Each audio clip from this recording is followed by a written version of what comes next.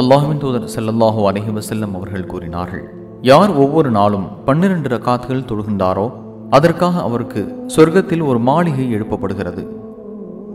இதை உம்மு ஹபீபா ரலியல்லாஹு அன்ஹா அவர்கள் அறிவிக்கின்றார்கள்.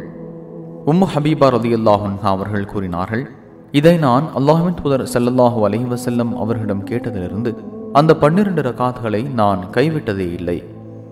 அறிவிப்பாளர் அம்பஸா பின் அபி சுஃபியான் ரஹ்மத்துல்லாஹி அலைஹி அவர்கள் கூறினார்கள், இதை நான் உம்மு ஹபீபா ரலியல்லாஹு அன்ஹா அவர்களிடம் கேட்டதிலிருந்து அந்த 12 ரக்காத்துகளை நான் கைவிட்டதே இல்லை. அறிவிப்பாளர் அம்ர் பின் அவுஸ் ரஹ்மத்துல்லாஹி அலைஹி அவர்கள் கூறினார்கள், இதை நான் அம்பஸா ரஹ்மத்துல்லாஹி அலைஹி அவர்களிடம் கேட்டதிலிருந்து அந்த 12 ரக்காத்துகளை நான் கைவிட்டதே இல்லை.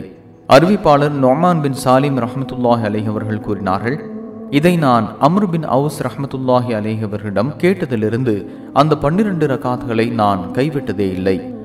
சஹீஹ் முஸ்லிம் 1319.